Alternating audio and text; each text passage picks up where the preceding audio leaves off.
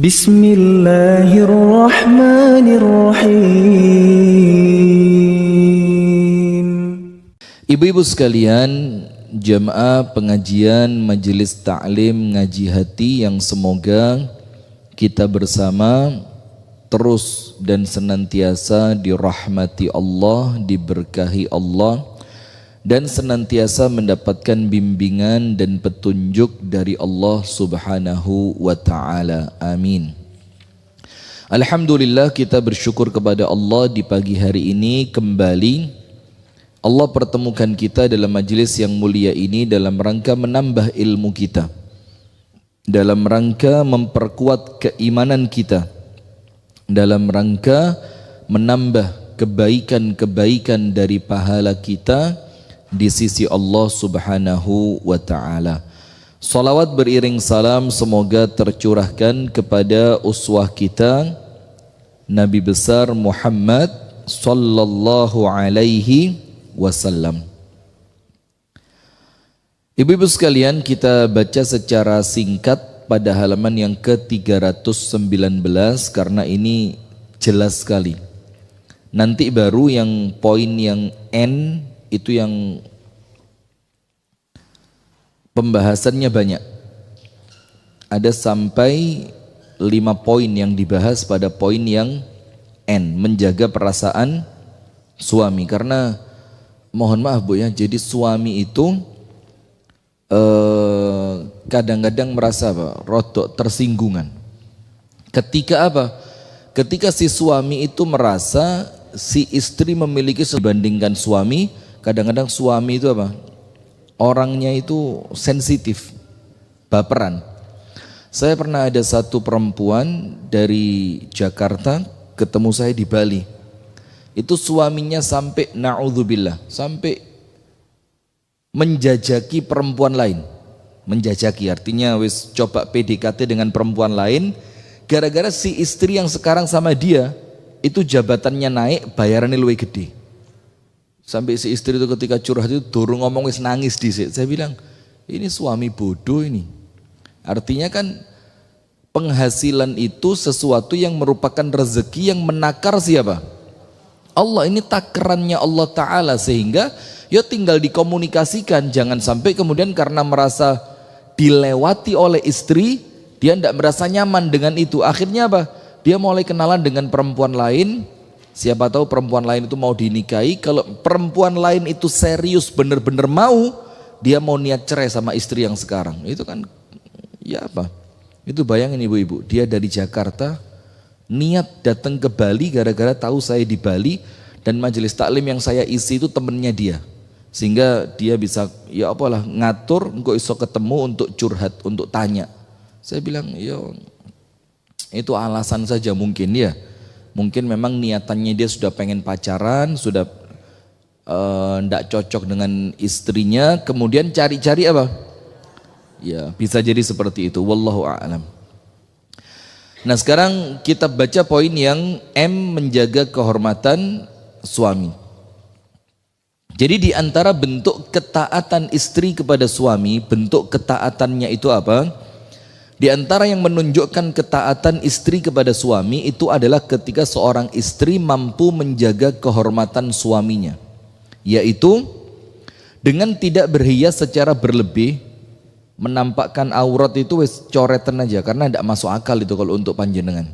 Tapi berhias secara lebih di hadapan laki-laki yang bukan mahramnya, termasuk maaf ketika datang ke majelis taklim ngepol full. Mulai alis, pipi, lipstick, blush on, bukan eyeshadow, apa yang matanya dipasang itu? Bukan bulu mata, softland. Ada perempuan saya lihat, motornya api, cereng, ternyata penipuan. Nggak, bercanda ya. Nah, maka berhias dengan berlebih di hadapan siapa? Laki-laki yang bukan mahram. Nah, di sini Bu, tantangannya begini. Mohon maaf ini kita sampaikan untuk apa? Pelajaran. Mudah-mudahan Allah memberikan kita kemampuan untuk mengamalkannya. Amin. Yang paling berat itu kadang-kadang kalau pas ada dulur duwe gawe. dulur, mantu. Misalkan kakak panjenengan mantu, terus panjenengan kan mesti rewang. Atau adik panjenengan atau keluarganya suami punya gawe. Nah itu kadang-kadang kalau pas panjenengan diminta untuk membantu pas acara nih, nah biasanya apa? Mbak riase langsung bareng, iki bayarannya sudah disiji. Akhirnya dirias Anda. Dan perempuan itu kalau dirias Bu, maaf nggih, ada sebagian yang memang tambah ketok ayu, tapi tidak jarang wajahnya itu rodo aneh Bu, karena lebay. Nanti panjenengan coba aja coba foto, terus malam-malam pas mau tidur direnungi, jane pantes, opo. Nah maka tantangannya di situ. Nomor satu, ketika apa? Keluarga atau bahkan panjenengan sendiri yang sedang punya hajat. Tantangan yang kedua ketika hari besar, Idul Fitri, Idul Adha, atau momen-momen seperti arisan, silaturahim keluarga atau yang lain. Nah itu kalau panjenengan niat njogo perasaan suami, ndak usah nemen-nemen, wis biasa saja, yo dandan yang penting ketok gak pucet cukup. Yang penting kelihatan apa? Kadang-kadang perempuan kan gitu ya, yang penting ketok rotok seger lah, cek gak ketok kusut nemen-nemen. Nah itu sudah cukup. Kenapa? Karena tidak jarang suami yang ketika dia cemburu tapi gak wani ngomong, dirasa notok ngenes jerone hati, dia mau ngomong ndak enak tapi ndak ngomong, perasaannya juga ndak nyaman. Nanti saya kasih contoh sih ya Bang, putrinya Abu Bakar, istri dari Az-Zubair ibnul Awam, itu ketika Asma ini ngangkat hasil kebunnya Zubair, itu kurma di atas kepalanya, itu Rasulullah lewat, kemudian sama Rasulullah ditawani, Asma biar saya turun, kamu saja yang naik, entah unta entah kuda. Kata Asma apa? Coba saya ndak inget bagaimana cemburunya Zubair itu nemen, orangnya cemburuan banget, maka saya akan terima tawarannya Nabi Muhammad, karena ini bukan tawaran sembarangan, ini yang nawari siapa? Nabi, dan naik ke atas kendaraannya Nabi. Tapi karena aku merasa suamiku itu over banget cemburuannya, maka aku rela tolak tawaran itu. Setelah dia pulang ketemu suaminya, diceritain, tadi waktu saya ngangkat kurma ini, sak nampan ini, Rasulullah menawarkanku untuk naik ke atas kendaraannya, maka aku tolak karena aku tahu kamu orangnya sangat pencemburu. Apa kata Zubair bin Awam? Kamu itu ngangkat kurma itu luwe abot di jerone hatiku dibandingkan kamu naik kendaraannya Rasulullah. Jadi maksudnya Zubair, coba kamu tahu kalau itu yang nawari Rasul, saya tidak akan cemburu. Gak apa-apa, munggau, daripada saya harus lebih berat ngelihat kamu ngangkat kurma. Tapi lihat istrinya, jogo perasaan suami, Masya Allah. Dan istri yang seperti itu insya Allah dicintai sama suaminya. Kemudian yang berikutnya,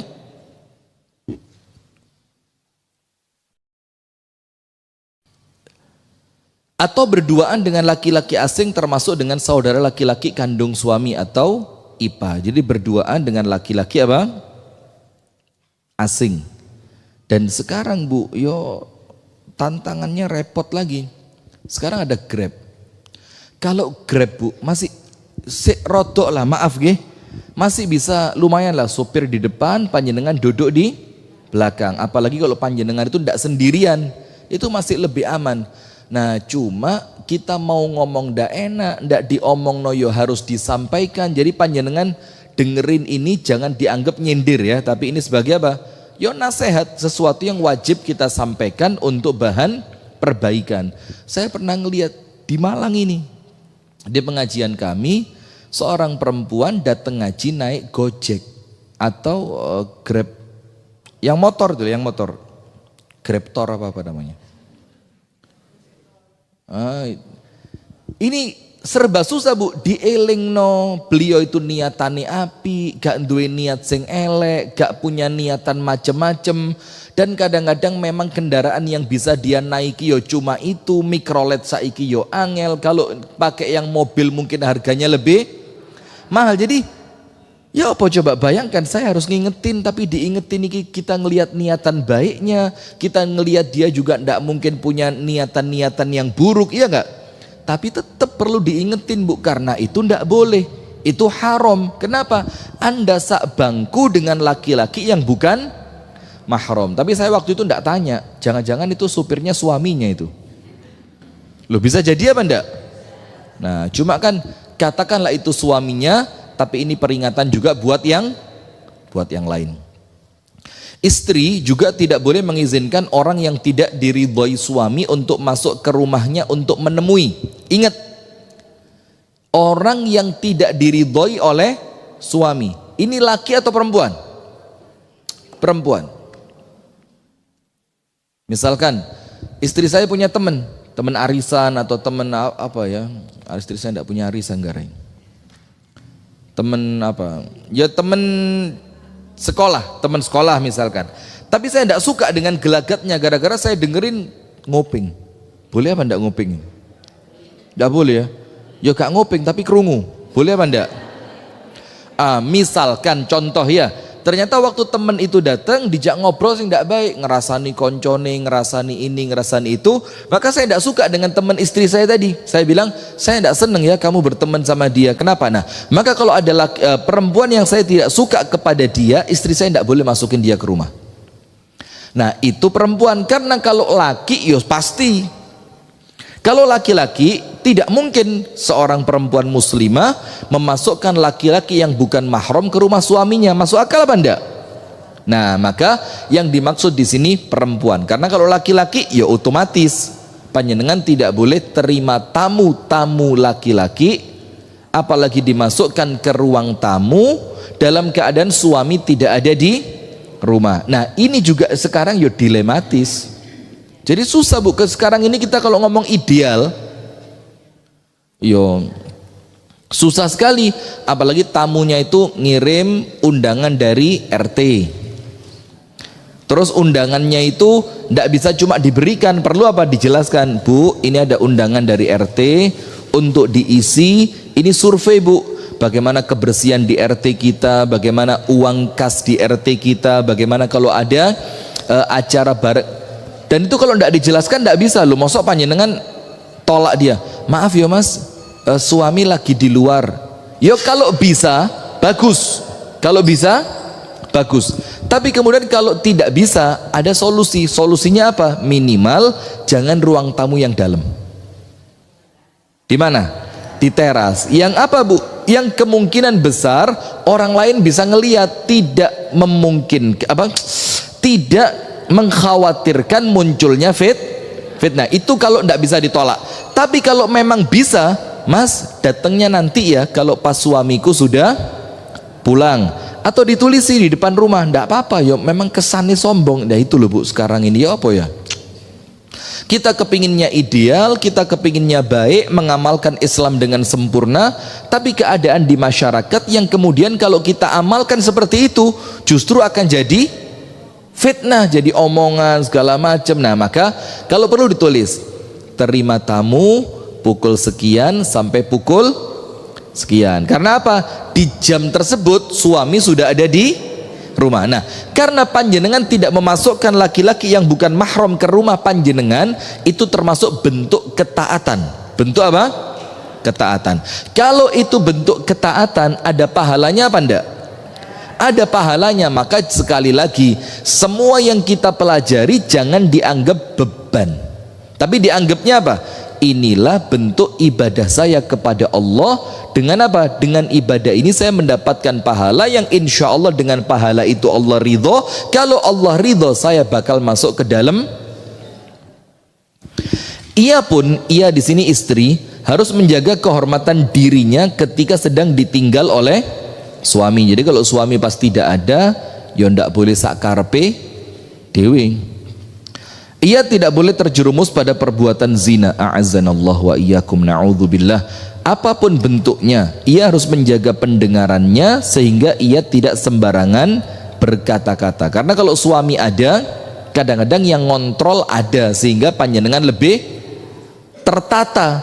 Tapi kalau pas suami tidak ada, kadang-kadang sebagian perempuan kalau suaminya tidak ada itu koyok kerasa apa? Bebas, anjing galak sudah pergi. Nah, apalagi kalau merasa kalau ada suami gak iso ngobrol mbek temennya, kalau ada suami ndak bisa los, maka ketika suaminya pergi, konconya di WA, ayo mbak ndang rene bojoku wis budal. Nah, itu hati-hati. Abu Udzainah As-Sadafi radhiyallahu taala anhu mengatakan bahwa Rasulullah sallallahu alaihi wa alihi wasallam bersabda, khairu nisaikum. Ini ibu-ibu kalau ada kalimat sebaik-baik perempuan, itu maka jadikan ini sebagai motivasi. Saya harus dapat apa yang disebutkan dalam hadis. Khairu nisaikum, perempuan kalian yang paling baik. Siapa dia? Al-wadud, yang paling penyayang kepada suaminya. Jadi sama suami itu cintanya apa? Ngepol. Cintanya apa? Ngepol. Kemudian al-mawasiyatu, yaitu perempuan yang sangat mencintai kalian, yang kemudian perempuan itu al-wadudul walud. Yang pertama, subur. Arti subur di sini ya dia tidak menolak hamil karena perkara-perkara yang tidak syar'i. Tapi kalau menolak hamil karena perkara kesehatan, boleh apa tidak? Boleh, didiskusikan dengan dokter yang memang ahli di bidangnya. Misalkan, Bu, karena usia panjenengan sudah masuk usia di atas 45, mungkin di atas berapa saya tidak ngerti lah. Yang itu kalau hamil nanti menjadi resiko. Nah, maka ngomong sama suami baik-baik. Tapi kalau tidak ada alasan medis, tidak ada alasan syar'i, tidak boleh nolak hamil. Bahkan kalau perlu, kalau memang memungkinkan, semakin banyak anak, keutamaannya semakin besar. Kemudian al-mawatiyatu al-muwasiyatu, yaitu perempuan yang taat kepada suami, dan dia pun perempuan yang apa? Pengasih. Al-muwasiyah. Al-muwasiyah itu pengasih, itu artinya apa? Gak ngamuan. Jadi istri yang tidak gampang emosi. Nah, kalau perempuan itu tantangannya ketika sedang datang tamu bulanan. Kadang-kadang tamunya belum datang wis sik kula nuwun wis perasaan wis ngamuk-ngamuk. Apa ya? Loh, tahu sudah, cek tanggal. Wah, alamat. Sudah kalau maka salah satu di antara ciri perempuan baik, nomor 1 penyayang, nomor 2 kandungannya subur, nomor 3 adalah istri yang taat kepada suami, yang keempat pengasih, dalam artian apa? Kalimatnya lembut, orangnya tidak gampang emosi, tidak gampang marah. Itu perempuan terbaik. Sehingga berapa contoh cirinya berapa? 4. Nomor 1 penyayang, insya Allah panjenengan dapat ini. Nomor 2 subur, insya Allah dapat. Nomor 3 taat. Ini tantangannya, ayo coba dilatih, Bu, sing nurut sama suami. Dan yang keempat santun. Santun itu yo ngomongnya lembut, sopan, gak ngamuan, gak nyentaan, gak gampang emosi. Bukan cuma kepada suami, tapi juga kepada siapa? Anak. Kadang-kadang sama suami bisa rendah suaranya pelan, tapi sama anak jerit. Ya jangan, karena jeritnya panjenengan kepada anak itu krungu ndak suami. Itu suami yo, aduh. Nah, maka gitu. Kemudian sebaliknya, wasyarru nisaikum, seburuk-buruknya perempuan kalian, istri kalian, siapa dia? Al-mutabarrijat, yaitu perempuan yang pakaiannya itu mencolok, dandanannya juga mencolok. Kemudian al-mutakhayyilatu, dan dia adalah perempuan apa? Sombong itu angkuh, gak gelem kumpul mbek iki, gak gelem kumpul mbek iku, kumpulane kudu wong sing sak level.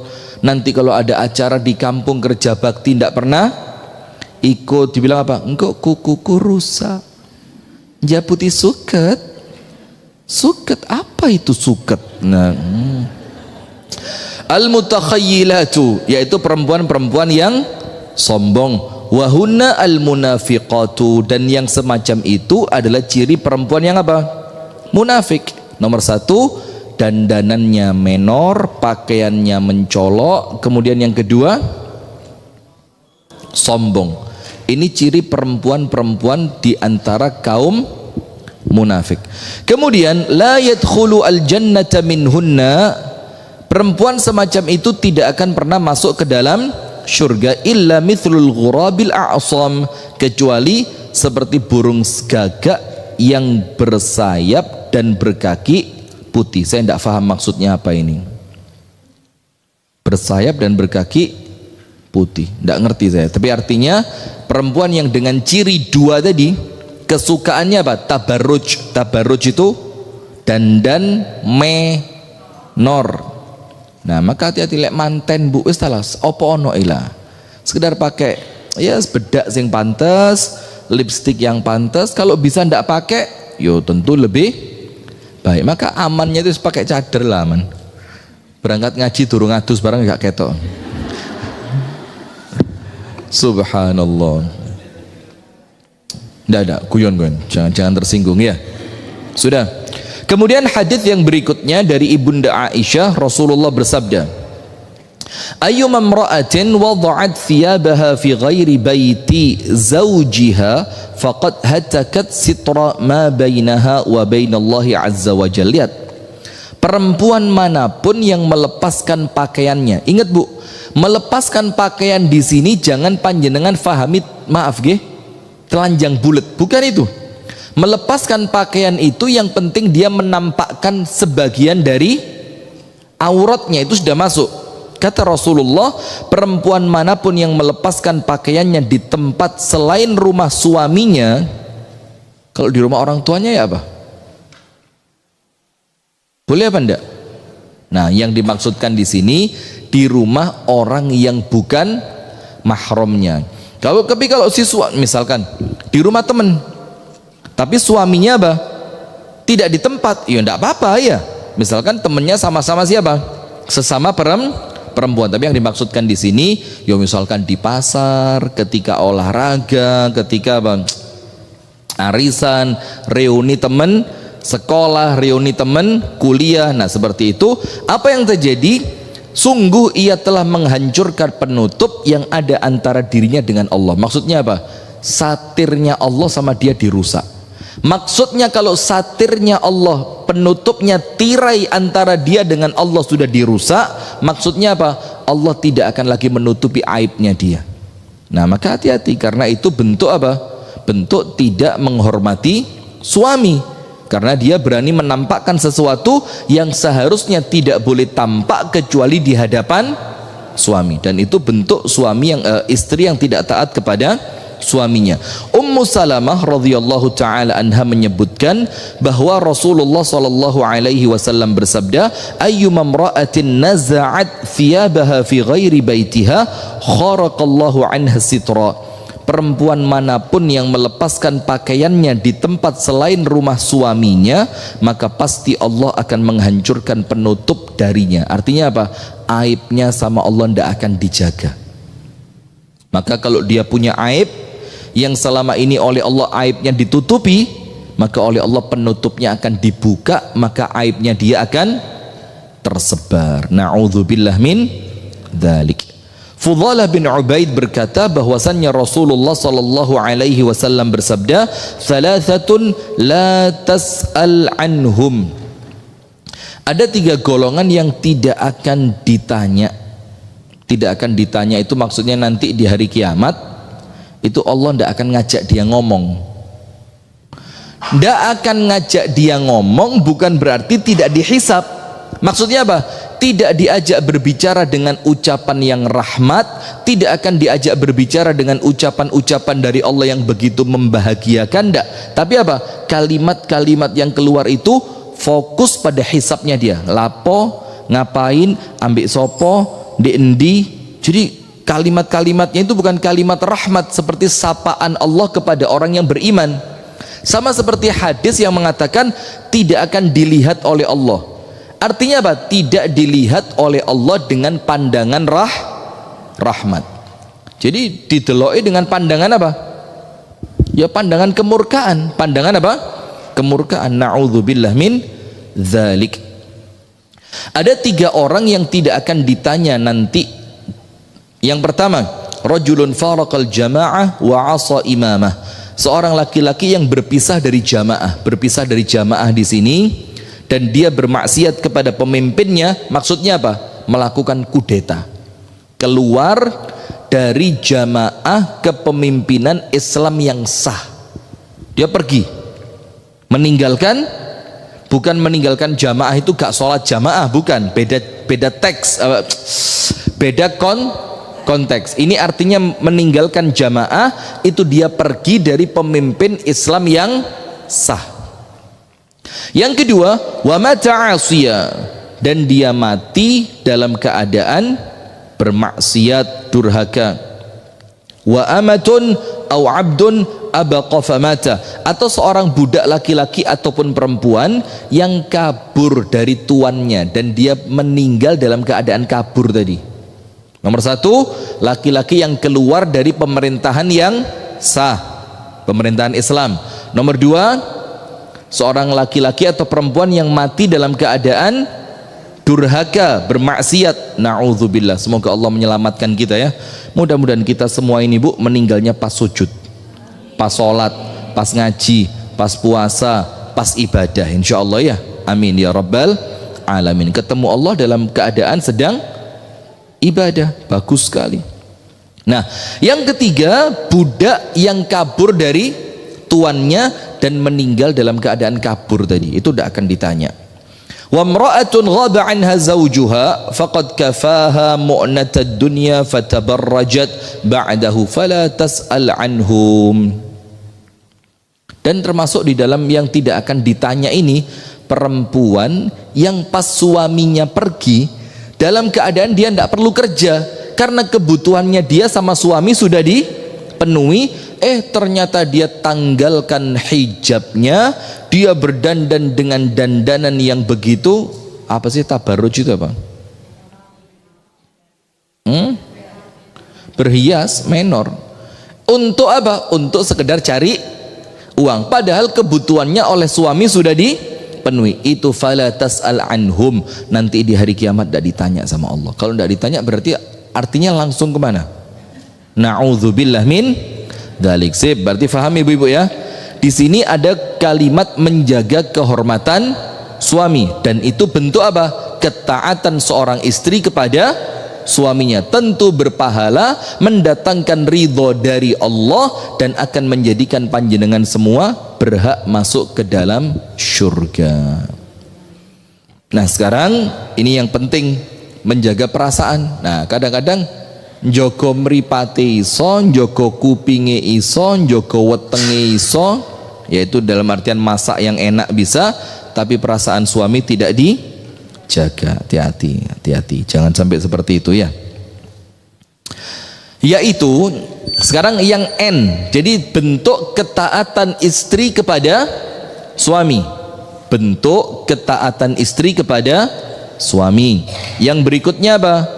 Jogon perasaannya suami. Jangan mentang-mentang suami sakit, suami tidak kerja, suami jabatannya tidak tinggi, pekerjaannya suami mungkin dipandang remeh, terus Anda sama suami nyentak-nyentak kopa kopi, atau bahasa yang lain apa? Isu-isu jerit sarapan, gak tahu belanjani, isu-isu njaluk sarapan. Nah coba kalimat-kalimat semacam itu ya. Oh mas, aku iki lagi gak dikai bapakku mas, ora iso urip, wong sampean ra tau blas ngeki aku. Lho coba, mas sak dawane urip mbek sampean mas, mulai rabi sampai dino iki gak tahu ngrasakno ditukokno mas-masan. Coba ada, dan kalimat-kalimat seperti itu Bu, itu koyoknya di tempat kita kayak apa? Kayak biasa. Gara-garanya apa? Ya korban TikTok, korban Instagram, korban YouTube. Lah bukan YouTube, korban apa? Yang betul apa? YouTube apa YouTube? Real? Apa sih betul? Ciup. YouTube ya. Korban YouTube. Saya tak carikan, mudah-mudahan masih ada. Ada seorang suami dituntut cerai oleh istrinya gara-gara apa? Di TikTok itu dikatakan umumnya wong wedok di Jakarta saulane 15 juta. Sementara suaminya ndak bisa memberi sampai sebesar itu. Dalam keadaan adiknya si perempuan ini yang nuntut cerai si suami itu dikuliahkan sama suaminya. Ibunya si perempuan, artinya mertuanya, itu ya dicukupi sama si suami, tapi ndak bisa ngasih istri cash 1 bulan 15, dan itu minta cerai. Saya bacakan nih, mudah-mudahan belum saya hapus. Korban apa? TikTok. Karena dia buka TikTok katanya, jadi sekarang ini perempuan harus berani, kita ini jangan dianggap murah, jangan dianggap rendah, minta sama suami. Nah saya carikan, saya bacakan biar artinya panjenengan kalau membuka TikTok, Instagram itu pun juga harus selektif, jangan kewabeh dibukai, nanti jadi korban semacam ini kan repot. Siapa yang ngomong? Yo influencer. Ini standar TikTok merusak pernikahan. Panjenengan kelihatan enggak ini? Apanya? Bisa di zoom? Coba bisa apa enggak ini? Mentok sudah ya? Enggak bisa. Jadi saya baca ini ya, standar TikTok merusak pernikahan. Saya bacain cepat. Ini yang terjadi dengan rumah tangga saya. Bulan lalu saya baru memberikan talak kepada mantan istri saya karena dia merasa uang nafkah yang saya berikan dalam kurung 7 juta. Yang dia kasih berapa? 7. Panjenengan lu 500.000 lu gak protes, Bu. Panjenengan ini Masya Allah, Bu, perempuan-perempuan qanaah, calon penghuni surga panjenengan ini. Lu 500.000 ya? Serius? Oh ya enggak mungkin lah, paling ya 350 400 ya.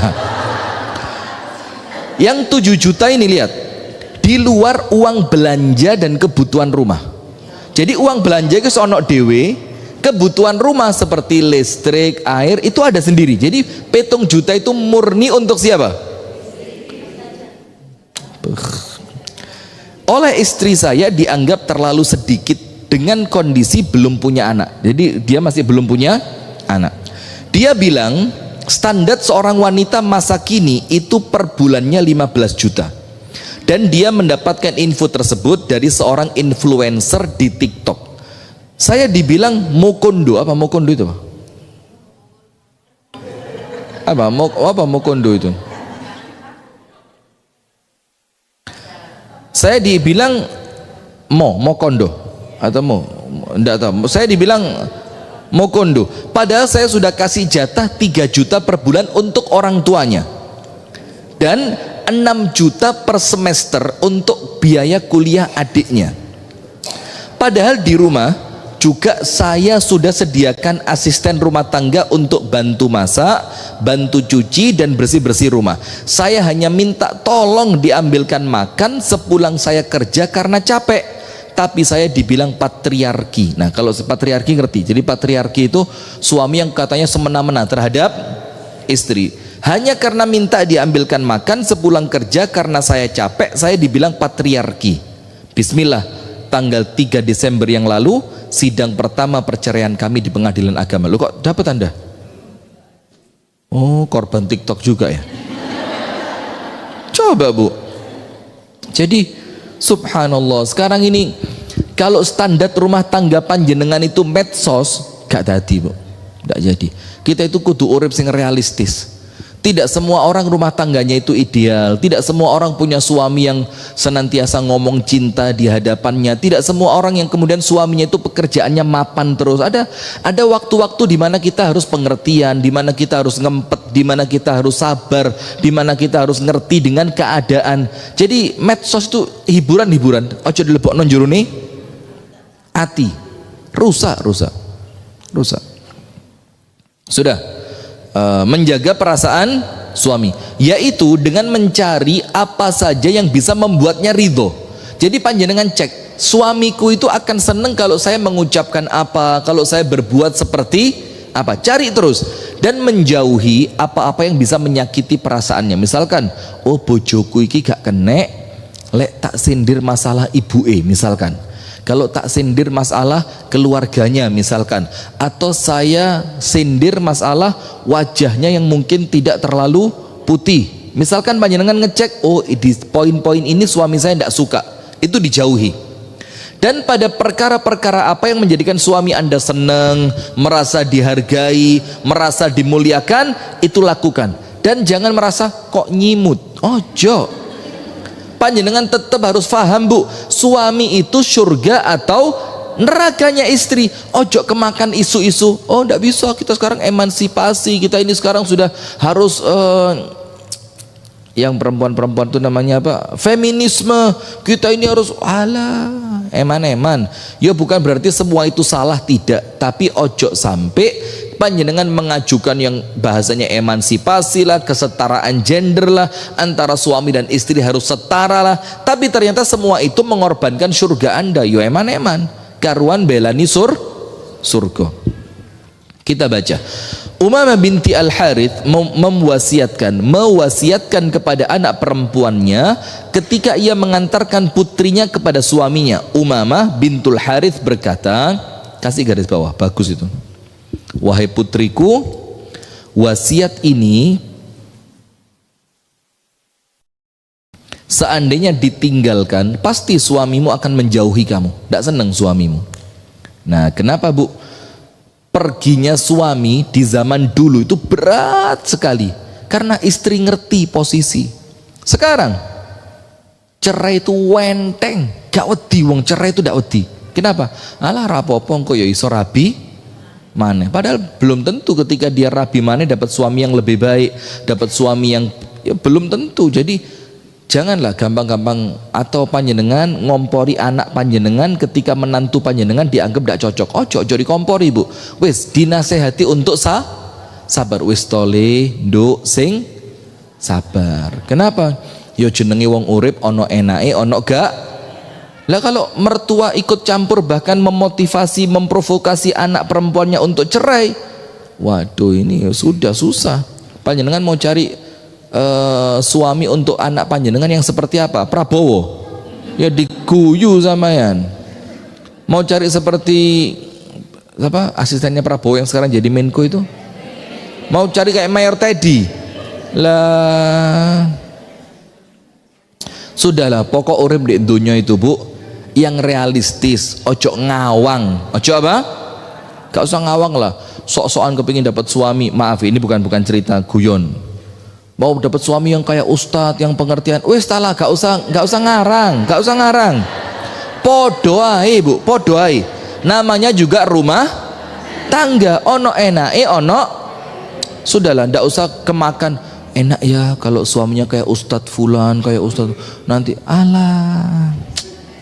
Wes nikmati, syukuri, sabari apa yang Anda miliki. Itu sudah, yaitu mau apa lagi?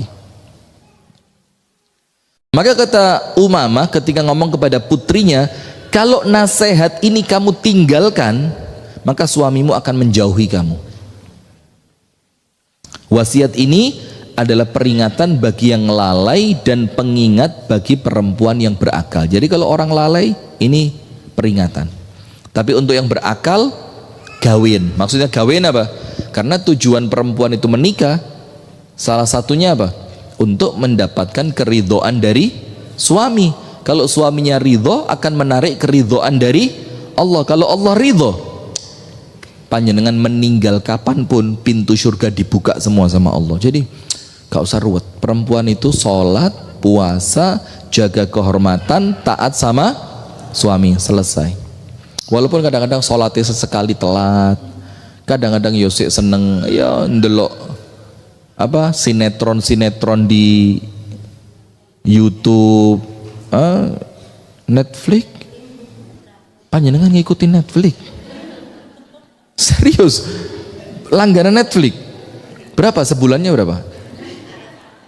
Oh anak panjenengan sekali-sekali melok delok ya apa home theater enggak? Sudah Saya dari dulu kepingin, tapi kok bayarnya rotok larang, gak wis. Berapa Ardi? Netflix itu sebulan berapa? 50.000. Oh ya murah, pengajian sepisan susuk itu. Masya Allah, astagfirullahaladzim. Kenapa? Tapi masa uang pengajian dibuat nonton film? Ya buat nonton bioskop lah. Dan saya termasuk ustadz yang tidak sepakat dengan bioskop. Jadi walaupun lah dibilang filmnya religi, jangan. Saya nonton itu cuma kapan ya? Sekali karena penasaran pol.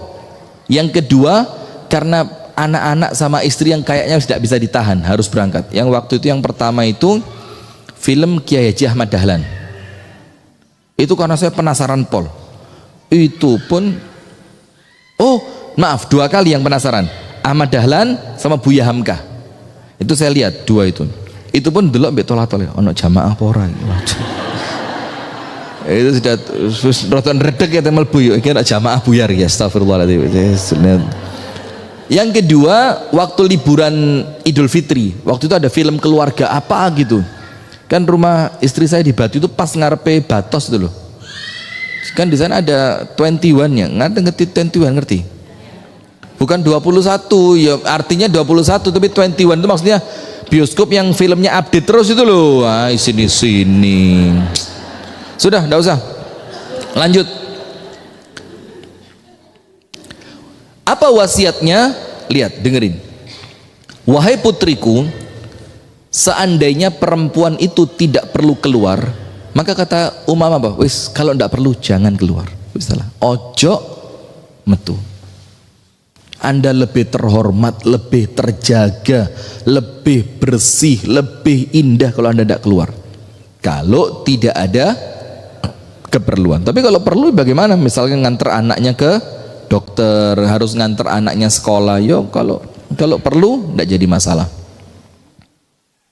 Wahai putriku, seandainya perempuan itu tidak perlu keluar, hendaknya tidak keluar dari rumahnya karena kedua orang tuanya sangat membutuhkannya.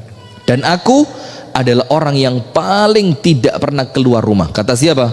Umamah. Namun perempuan itu diciptakan untuk laki-laki dan laki-laki diciptakan untuk perempuan. Jadi maksudnya Umamah itu Bu, kalau tidak ada syariat rabi ngono nak, kon gak tak tokno teko omah nak.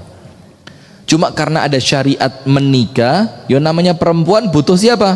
Laki-laki. Laki-laki juga butuh perempuan untuk saling melengkapi. Dia terpaksa saya harus keluarkan kamu dari rumah. Wahai putriku, sesungguhnya engkau telah berpisah dari penjagaan kedua orang tuamu. Engkau telah meninggalkan gubuk tempat tinggalmu menuju istana yang belum pernah engkau ketahui dan seorang pendamping yang belum pernah engkau kenal. Betul apa enggak ini? Saya kemarin hari Jumat kedatangan tamu orang Pare. Nanti bulan Juni anaknya mau nikah sama laki-laki dari Solo. Anak perempuannya dia mau nikah jadi anak perempuan pertama. Jadi anaknya 4 wedok kabeh. Dan ini anak perempuan pertama. Dan namanya anak pertama itu kan beda Bu ya. Yang punya anak coba, yang punya anak 2, 3, 4, 5 anak, nomor 1 mesti beda. Umi saya itu kalau sama kakak yang nomor 1 saya bilang wis rojone teko, saya bilang. Kalau pas kakak saya itu pulang wis menengoy, gak usah dikomen saya bilang. Karena emang anak pertama itu biasanya sih ya, ndak tahu ya itu semua apa ndak, cuma biasa anak pertama itu emang luwe apa ya, luwe mlebu jurone ati karena sebelumnya ndak punya anak, moro-moro punya. Coba kalau zaman foto sekarang, anak nomor berapa yang fotonya paling banyak? Ayo, anak nomor berapa yang fotonya paling banyak? Yang paling sering ganti baju? Bahkan di gawanang studio barang, anaknya ditekuk ini sikil dek endas dek sikil foto krek, dilebokno ada cili di. Anak nomor berapa? Nanti anak nomor 2. Wis kesel, apalagi lek jarake gak sepiro ado. Iki nyusoni durung mari iki wis lahir, ya Allah ya Rabb. Nah, sudah. Jagalah 5 perkara pada suamimu, maka itu akan menjadi simpanan pahala untukmu. Lihat Bu, bahasanya bukan bukan yang lain loh, bahasanya apa? Pahala. Jadi panjenengan jangan berharap suami bakal terima kasih, Anda akan dimuliakan. Tetap insya Allah dapat itu dapat. Tapi apa? Yang paling utama untuk Anda ketika mengabdi kepada suami itu bayang nobu, iki pahala paling besar yang didapatkan seorang istri di dunia ini. Bisa jadi ngalahkan pahala-pahala yang lain, ngalahkan pahala panjenengan sedekah, ngalahkan pahala panjenengan puasa sunnah, ngalahkan pahala panjenengan tahajud, sholat duha yang lain, bahkan mungkin apalan Quran segala macam.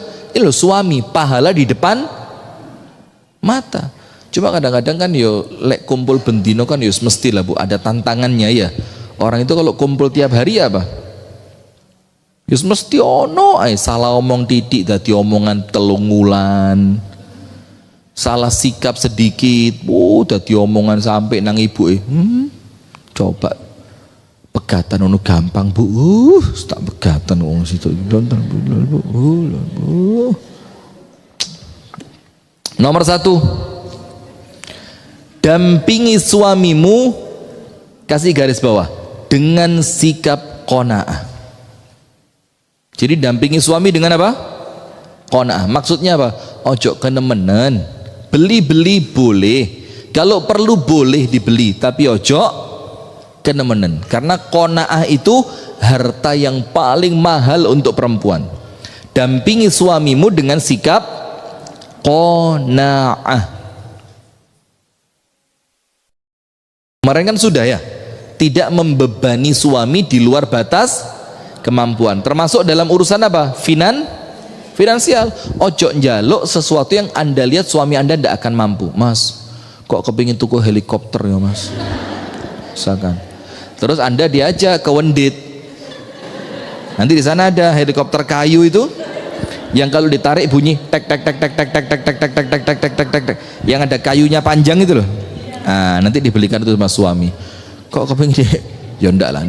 Misalkan ini, Mas, kok kepingin dia Mas, koyo koncoku pengajian itu pas liburan sekolah Mas, dijak mbek bojone Mas, iku nang Dieng Mas, nginep di omah bentuk segitiga iku lho Mas. Apa jenenge Mas ya? Apa? Oh iya Mas, glamping Mas. Aduh kepingin Mas, engko ndek ngarepe iku lek bengi-bengi ono kabut, terus bakar-bakar, rambutnya bojone diobong segala macem. Kok kepingin dia Mas? Wes, panjenengan lihat Bu, penghasilan suami berapa, tanggungan suami berapa, sehingga panjenengan ngerti. Kalau panjenengan sempat ngomong terus suami merasa ndak mampu, itu dadi apa Bu? Dadi pikirannya suami. Janganlah, misalnya pokok dampingi suami dengan sikap qanaah. Wes, yo kalaupun liburan ndak bisa keluar rumah, ciptakan suasana rumah itu suasana liburan. Yo bikin apa bareng anak-anak, beli kertas, bikin poligami.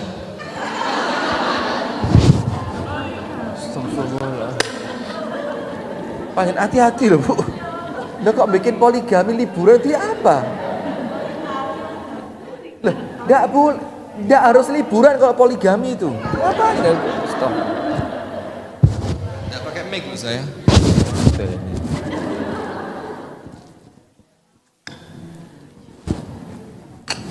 Tapi kalau panjenengan kerso ya enggak apa-apa sih ya. Biar suasana di rumah semakin menarik, kan ada orang baru masuk. Suaminya enggak mau. Gini suami panjenengan. Bukan poligami Bu, origami. Jangan salah sebut, bahaya. Origami, seni melipat kertas. Jadi jerapah, jadi burung, jadi apa? Yang kalau dimasukkan tangan bisa kayak, nah, atau bikin kerajinan tangan di rumah waktu liburan, gaya asbak. Oh, jangan, gak boleh ngerokok. Sudah. Kemudian bergaullah dengan suami dengan ketaatan yang baik, nuruto. Wes talah nuruto sama suami, seneng-seneng. Karena di dalam qanaah itu terdapat ketenangan hati. Jadi kalau orang itu qanaah, hati ini apa? Tenang. Bahkan Rasul bilang bukan cuma tenang. Rasulullah bilang apa? Qanaahlah dengan apa yang Allah beri, kamu jadi orang paling kaya. Tapi kayanya bukan kaya harta, kaya apa? Hati, atine bunga, atine kroso cukup, atine seneng, gak kepinginan, gak kemalan. Ngerti kemalan? Kemaruk, ndak kemaruk. Dan di dalam pergaulan yang baik terdapat keridhaan dari Allah. Nomor satu apa bu? Qanaah, dan gaullah dengan suami dengan penuh ketaatan. Jadi nomor satu qanaah dan taat. Nomor dua, ini nomor dua, ini roto abot ini. Jagalah penampilan dan aroma tubuhmu di depan siapa? Suami. Jangan sampai kedua matanya mendapatimu dalam penampilan yang tidak sedap dipandang. Jangan pula ia mencium aroma tubuhmu kecuali dalam keadaan harum yang semerbak. Jadi jaga mata dan hidungnya. Mata dan hidung. Jangan sampai ketika suami pulang Anda masih pakai, yo daster itu ya bukan aib sih ya. Daster itu kan sekarang yo bagus-bagus ya, ndak kayak daster zaman. Yo kalaupun pakai daster, ya daster yang pantas lah dilihat suami itu pantas. Anda duduk bareng suami dengan pakaian itu kelihatan pantas. Jadi jangan sampai kelihatan suami Anda pakai baju yang tidak, susah dibahasakan. Yo kelihatan kumuh, kucel, beladus, itu baju itu wis ndak enak dipandang. Dan jangan juga mendampingi suami dalam keadaan aroma tubuhnya masih bau. Jadi aroma tubuh itu boleh jadi tangi turu, atau mari nyusoni anak sik keruwinget tok karena di kamarnya ndak ada AC-nya. Oh ada AC, angin cendelo. Angin cepoi-cepoi. Bagus, angin cepoi-cepoi ya. Terus atau setelah masak, setelah apa? Masak, yang kemudian yang dimasak itu kadang-kadang seperti ikan itu kan baunya menyengat, roto amis segala macam. Yo Anda cek jam, oh suamiku ini biasa pulangnya jam 4 gue di omah. Yo Anda jam 3 itu mulai apa? Sudah mulai rapi-rapi, dapur dibersihin, ruang tamu yang rapi, kamar dikencengno spray ini, kasure dikebasi ya dak. Terus Anda ganti baju, Anda mandi, ganti baju, sehingga suami itu datang itu kelihatan seger, karena suami itu di luar rumah perasaannya apa? Yo sumpek, yo capek, yo segala macam, sehingga yang dibayangkan kalau saya pulang omah bersih, pawon bersih, kamar rapi, bojoku wis ayu. Nah, sehingga itu yang menjadikan suami itu kepikiran untuk terus kepingin apa? Pulang. Jadi jaga mata dan penciumannya. Jangan sampai dia melihat yang tidak baik, dan jangan sampai dia mencium aroma tubuh yang tidak semerbak. Ingat, jaga mata dan hidung bukan cuma di tubuh istri. Memang yang paling utama di tubuh istri, tapi apa? Juga kerapian di mana? Rumah, kamar, dan apa yang ada di rumah tadi. Jadi istri itu kan idealnya memang tidak kerja di luar rumah kan, sehingga apa? Dia bisa fokus di rumahnya, sehingga lek pas nganggur, gak kesel, gak ngantuk, ya cobalah ditoto ruang tamu, dipindah lah, posisinya mejanya digeser, ya bukan ruang tamunya dipindah ya, maksudnya tatanannya itu loh bu, tatanannya dirubah. Nanti kalau memang Anda kuat bisa narik dipan, ya coba dipannya dipindah. Coba suasana kamar apa? Berubah kak, pancet tok. Tapi kalaupun pancet tok enggak masalah. Yang penting hatinya apa? Qanaah. Nomor 3, nomor 1 qanaah dan taat. Nomor 2 jaga mata dan penciumannya. Nomor 3 jaga waktu makan dan tidurnya. Enggak tahu kalau orang lain. Kalau saya lek pas turu terus lawang ditutup sama anak-anak, nutupi cerwet, itu langsung tangi. Ndak baca Quran ustaz toh, langsung a'udzubillahi minasyaitonir. Itu wis bu, rasanya kayak dan istri saya tahu. Maka kalau saya sudah tidur itu anak-anak dijak metu kabeh.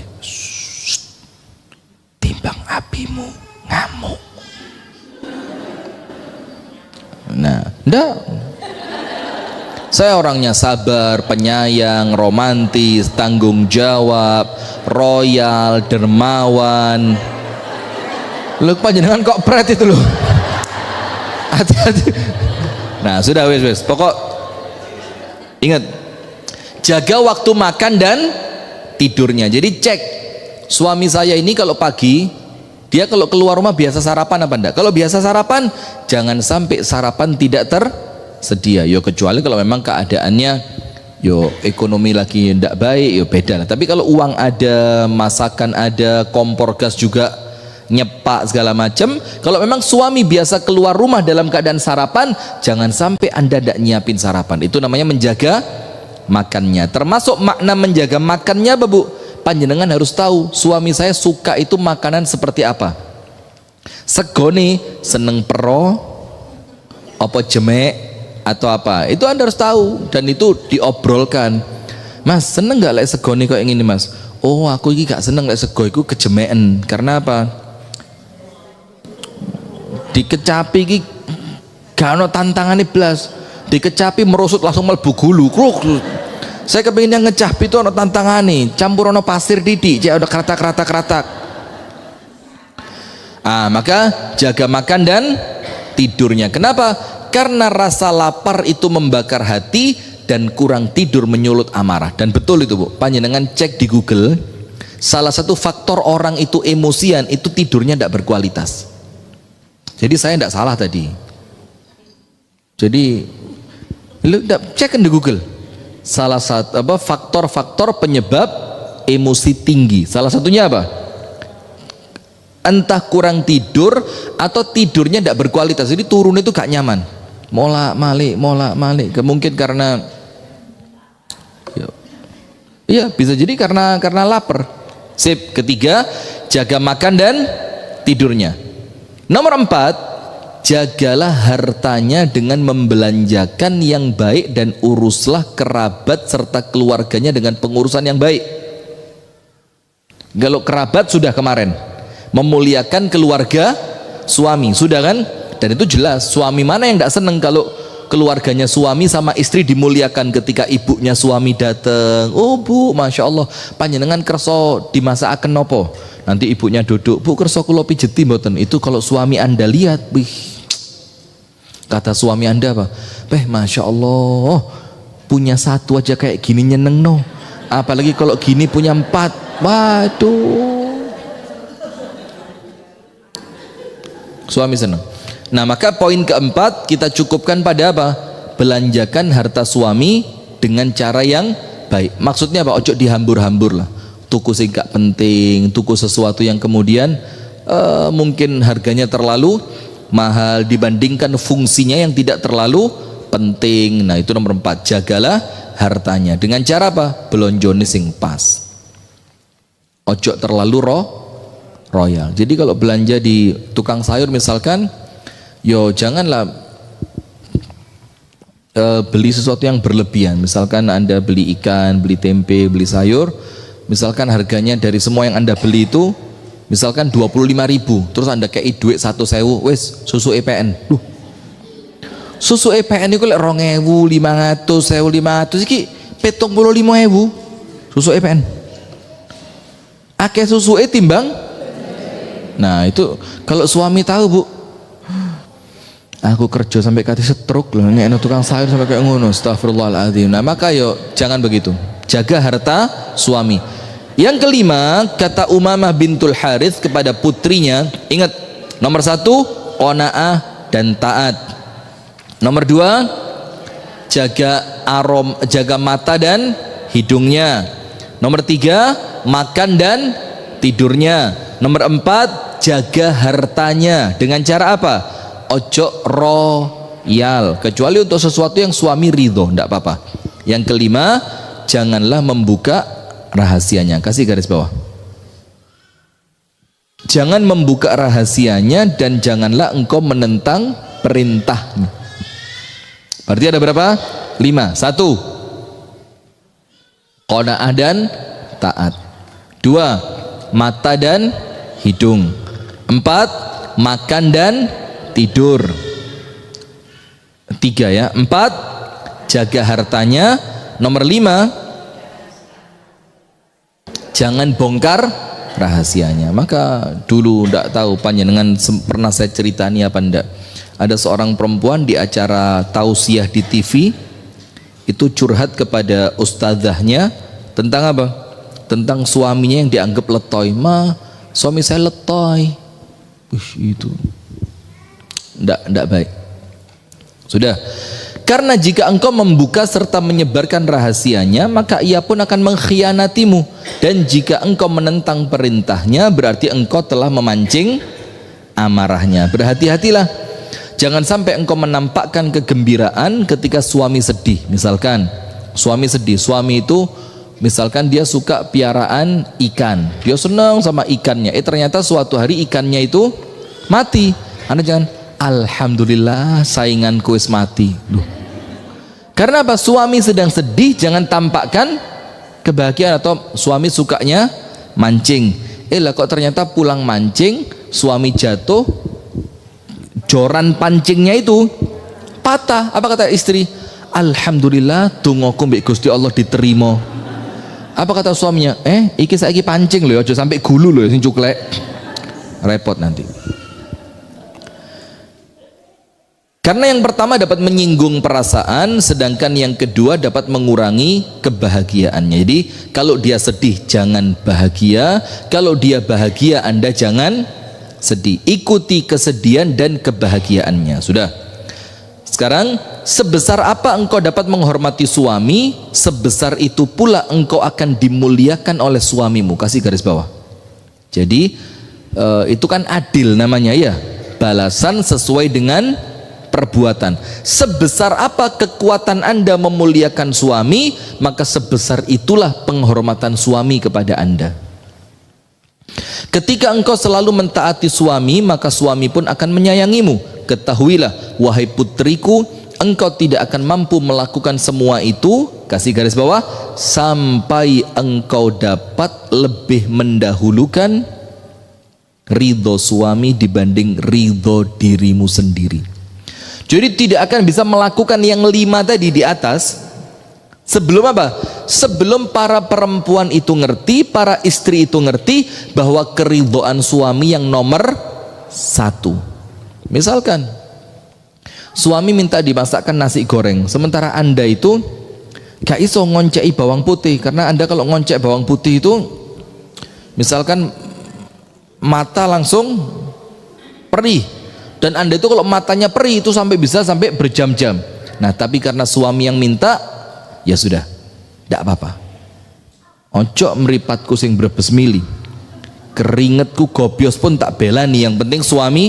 Nah itu mendahulukan keridhaan suami dibandingkan kesenangan diri. Jadi kata Umamah, tidak mungkin kamu bisa melakukan itu sampai engkau dapat lebih mendahulukan ridho suami dibandingkan keridhoanmu sendiri, mendahulukan keinginannya dibandingkan keinginanmu. Jadi misalkan suami kalau liburan sukanya tidur, sementara Anda krungu liburan jalan-jalan, maka ya sudah, karena Anda tahu suami itu kalau libur mindsetnya turu, maka ya wes ayo turu bareng mas, wes mumpung mendung iki enak ya. Saya tadi mau berangkat, masya Allah, saya berangkat dari Kasembon sama istri, sama anak saya, sama Bude itu ba'da sholat subuh jam 5:50 jalan surat. Saya antar Bude saya ke rumahnya di Batu, terus saya ke rumah mertua saya. Itu masuk rumah Bu, adem, terus kelihatan selimutnya, kan orang Batu itu selimutnya kandel-kandel. Saya lihat, masuk KTW Abu Yoker, tapi iki kok nuansanya pas lek turu ini. Terus saya keluar rumah, ternyata di luar kabut. Saya ngomong itu, bung, itu keluar. Katanya balik mana, balik. Subhanallah. Nah maka, kenapa saya cerita itu ya? Maka begini, pokok intinya, dahulukan keinginan suami dibanding keinginan diri. Nah misalkan, suami kepingin ke rumah orang tuanya, Anda kepingin ke rumah orang tua Anda, maka ngomong sama suami, kau apa mas? Nang omai wong tua muai, kau aku seneng kok. Lah nanti setelah sampai rumah orang tuanya, kalau dilihat waktunya masih nutut, ya ndak jadi masalah Anda ngobrol, Mas nutut gak Mas lek nang omahe orang tuaku dulu, sedilu Mas. Nah, nanti kalau suami keinginannya sudah dipenuhi, suami ndak akan berat untuk menyenangkan Anda dengan menuruti keinginan Anda. Baik pada sesuatu yang engkau sukai ataupun tidak, maka pasti Allah akan memberikanmu kebaikan. Dan sekarang aku titipkan dirimu kepada Allah. Kata siapa? Umamah ngomong kepada putrinya. Wes pokok yang semua ini kalau kamu fahami dengan baik, insya Allah suamimu baik. Karena apa Bu? Ngeculno anak wedok ngono ya gak abot. Itu yang saya ceritain tadi, yang orang Pare tadi. Bahkan baru Juni nanti anaknya mau nikah, itu kepikiran, ya apa ya Ustaz ya kok kayak abot hatiku. Iki anak pertama wedok tak sayang, tak sekolah no, ciliane tak enterno, tak susul, lek preyan tak jak melaku-melaku. Saiki pun kerja di pabrikku, jadi dia punya pabrik kayu. Itu anak perempuannya sampai dipek sama dia di pabriknya biar tidak kerja sama orang. Lah kok dijaluk uang Ustaz? Ya apa ya? Coba. Ya memang tidak ringan. Maka harapannya orang tua, anak perempuannya ini dapat suami yang bisa memuliakan anaknya dia. Betul apa enggak? Itu loh, jangan macem-macem lek milih mantu itu sing betul-betul pas gitu Bu. Gak usah kemalan delok sugiye, delok gantengi, tapi apa? Kira-kira arek iki iso gak nyenengno atine anakku. Nah, gitu aja. Karena bapak itu lah delok anak wedoke dilarani. Hancur hatinya. Iya apa enggak? Oh, iya, maka cari menantu yang pas. Kemudian Asma binti Kharijah Al-Fuzari berkata kepada anak perempuannya ketika ia menikahkannya. Ini jadi nasihatnya para ibu kepada siapa? Anak perempuannya di kalangan para sahabat Nabi. Dibilang begini, sesungguhnya engkau telah keluar dari rumah tempatmu tumbuh besar menuju rumah baru yang engkau belum mengetahui dan seorang pendamping yang engkau belum kenal tabiatnya. Jadi betul kan? Jadi kamu itu keluar dari rumah bapakmu yang kalau di rumah ini kamu kan boleh sakarepmu dewe, kamu boleh begini begitu. Kamu bakal pindah ke rumah yang kamu tidak tahu seperti apa rumah itu, dan kamu akan hidup bareng dengan seorang laki-laki yang tabiatnya kamu belum ngerti. Mungkin dia orangnya gak kenean, mungkin dia orangnya tersinggungan, mungkin orangnya emosional, kamu tidak tahu. Maka supaya kamu selamat, bagaimana? Jadilah dirimu sebagai bumi untuknya, maka dia akan jadi langit untukmu. Maksudnya apa?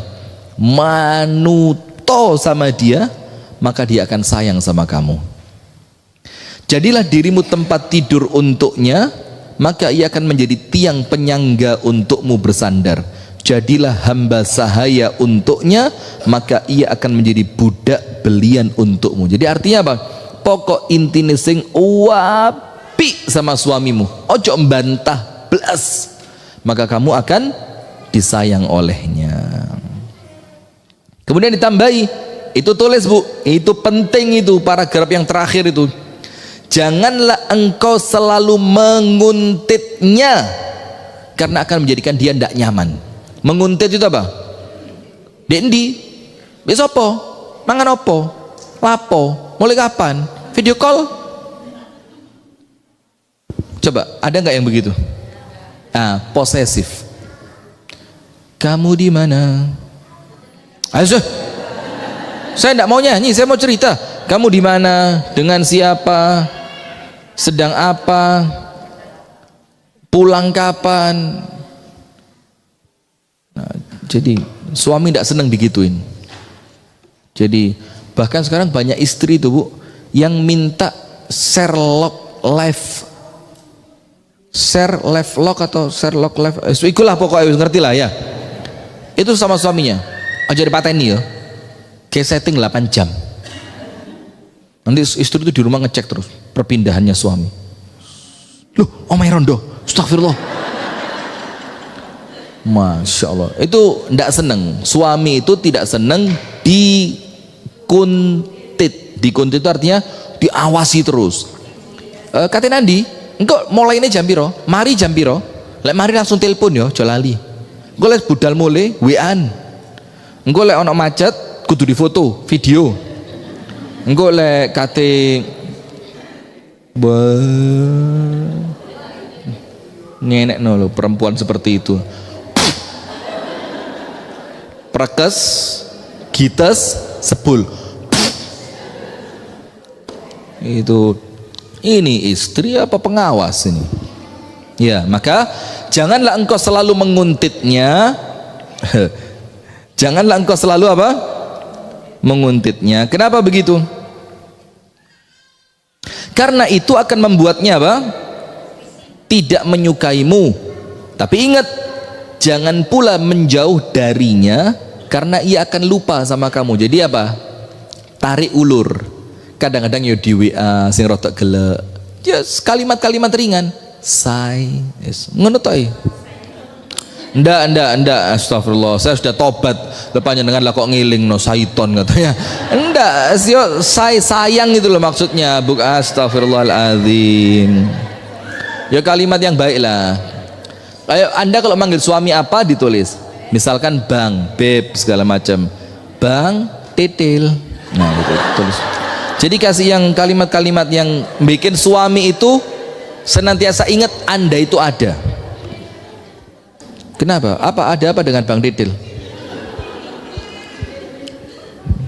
Nah, tanya, sudah makan apa belum gitu. Nanti kalau pulang kepingin tak buatin apa. Jadi, tapi ojo sing kenemenen. Nggak, artinya tarik ulur ya. Jangan menguntitnya dan jangan terlalu jauh darinya. Maka mendekatlah kepadanya. Jika ia sedang berada jauh, maka jauhlah darinya. Artinya begini, kalau pas suami kepingin sendirian, ojo diganggu. Dan ini sesuai ceramahnya Ustadz Salim Afillah ini. Ustadz Salim Afillah itu sempat ngomong dalam ceramahnya, laki-laki itu perlu selesai dengan hobinya. Karena kalau dia dibiarkan menjalankan hobinya, maka dia akan lego, puas. Nanti ketika dia pulang, dia akan ngelegakno istrinya. Karena dia merasa, untuk saya sudah selesai, maka sekarang waktunya saya bersama keluarga. Itu kata Ustaz Salim. Jagalah hidungnya, tutup terus uri jokon ojo sampai ucul. Ini jagalah apa? Hidungnya. Ya maksudnya seperti yang tadi ya. Jagalah pendengarannya dan jagalah matanya. Jagalah hidungnya, jangan sampai ia mencium aroma tubuhmu kecuali dalam keadaan harum. Jagalah telinganya, maksudnya jangan sampai ia mendengar kecuali yang baik. Dan jagalah matanya, maksudnya apa? Jangan sampai dia melihatmu kecuali dalam keadaan yang cantik. Sudah ya, sampai situ dulu ya.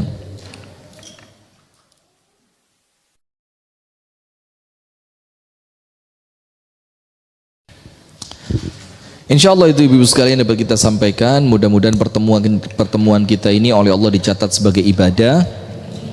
Atau menisanlah diselesaikan kurang didik. Sudah. Ketahuilah wahai saudariku mukminah bahwa suamimu tidak akan mencintaimu kecuali ia dapat merasakan rasa cintamu kepadanya. Ini imbal balik saja ya. Hukum kausalitas sebab dan akibat. Karena cinta itu adalah perasaan yang saling memberi. Setiap orang pasti akan condong untuk mencintai orang yang mencintai dan memberikan perhatian kepadanya. Itu normal. Ada yang tidak normal, dicintain ente-entean malah ngelarani. Ya ada. Na'udzubillah. Apakah artinya cinta dalam kehidupan berumah tangga suami istri? Lihat, ini kalimatnya bagus. Ini dipakai quotes keren ini. Nomor 1, cinta itu keikhlasan. Nomor 2, cinta itu ketaatan. Nomor 3, cinta itu memberi. Nomor 4, cinta itu mendahulukan pasangan. Nomor 5, cinta adalah mendahulukan hak suami daripada hakmu sendiri. Jadi lebih pasnya 4. Cinta itu ikhlas. Jadi kalau melakukan sesuatu gak diundat-undat, ya memang Anda melakukannya karena rasa cinta, gak perlu lali biyen pas loro sing dulang sopo. Nggak usah. Cinta itu taat. Jadi ketaatan Anda kepada suami bukan keterpaksaan, tapi karena rasa cinta. Kemudian cinta itu apa? Memberi. Cinta itu apa? mendahulukan pasangan, ngalah. Saling menghormati, saling memberi, memanggil dengan panggilan yang paling manis dan disukai. Nah, jadi panggilan itu ya bukan sesuatu yang remeh, penting. Ojo mbok ya rek, manggilnya yang pantas lah, yang bikin dia seneng. Panggilan dengan panggilan apa? Saya minta wasosno tambah tuwek kok tambah kayak arek SMA ya, masya Allah. Pokok gitulah, rayuan-rayuan yang kelihatannya garing, tapi kemudian istri masih di ngono, oh ya seneng. Istri itu tahu kalau dibohongi sama suaminya, tapi seneng dia. Masya Allah, yo lemu tapi kayak tak puantes sampai nek lemu ini gitu. Suami tahu, wong di sing pantes lemu itu wong di. Tapi kan kalau suami ngomong seperti itu, istri merasa apa? Diregani. Merasa apa? Yo lemu mulu dia, masya Allah dia. Seneng aku mbek sampean kok ngene iki, Dik. Tapi lek numpak becak wong loro gak kuat ya apa. Sudah. Lihat, ingatlah wahai istri, perkataan seorang laki-laki ketika ia berkata, apa yang akan dikatakan seorang istri tentang suaminya yang telah meninggalkan semua perempuan dan memilih dirinya sebagai istri. Jadi misalkan iki ana wong lanangane jagat, semua perempuan kepingin dinikah sama dia, ternyata dia tinggalkan semuanya, dia hanya setia dengan satu, bukan dengan satu, dengan istrinya, tidak pakai kata satu. Dia tinggalkan semua perempuan-perempuan itu dan dia setia dengan siapa? Istrinya, tidak pakai kata satu. Apa yang akan dilakukan seorang istri kepada suaminya yang telah meninggalkan kedua orang tuanya? Jadi bayangin, istri itu rela meninggalkan orang tuanya, keluarga dan teman-temannya. Tidak ada yang dapat membuatnya ridho dan senang kecuali istrinya. Wahai istri, engkau adalah sumber kesenangan suami. Pret. Nggak, betul ini, serius ini Bu, nggak usah pakai pret. Wahai istri, engkau adalah sumber kesenangan suami, engkaulah teman setianya, engkaulah kekasihnya. Alangkah jelas ungkapan Al-Quran dalam surat Al-Baqarah ayat 187, hunna libasul lakum wa antum libasul lahun. Kalian adalah pakaian untuknya, yaitu suami, dan mereka para suami adalah pakaian untuk kalian. Jadi pakaian itu artinya apa? Nomor satu, menghiasi. Nomor dua, menjaga entah dari panas ataupun dingin. Nomor tiga, menutupi. Nomor empat, pakaian itu yang bikin orang nyaman. Bikin orang nyaman. Itulah yang disebutkan di sini. Jadi ingat, bentuk ketaatan istri kepada suami hari ini kita pelajari berapa? Dua. Nomor satu, apa N tadi?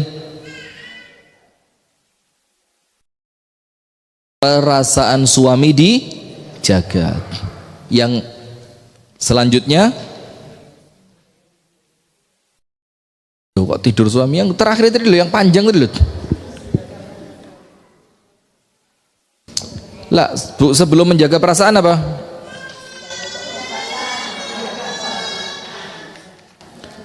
Menjaga kehormatan suami, dan yang berikutnya menjaga perasaan suami. Nanti insyaallah pertemuan yang berikutnya kita akan belajar apa?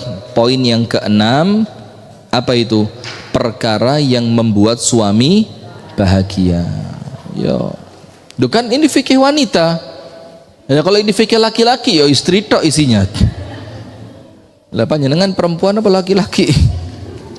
Baik ibu-ibu sekalian, mudah-mudahan Allah Ta'ala mencatatkan ibadah pada pertemuan kita, dan semoga Allah Ta'ala berikan kepada kita kesehatan, kekuatan, keistiqomahan, insya Allah sampai kelak kita wafat dalam keridhaan Allah, dalam keadaan husnul khatimah. Amin ya rabbal alamin. Kurang lebihnya saya mohon maaf. Kita tutup dengan doa kafaratul majlis. Subhanakallahumma wa bihamdika asyhadu an la ilaha illa anta astaghfiruka wa atubu ilaik. Assalamualaikum warahmatullahi wabarakatuh.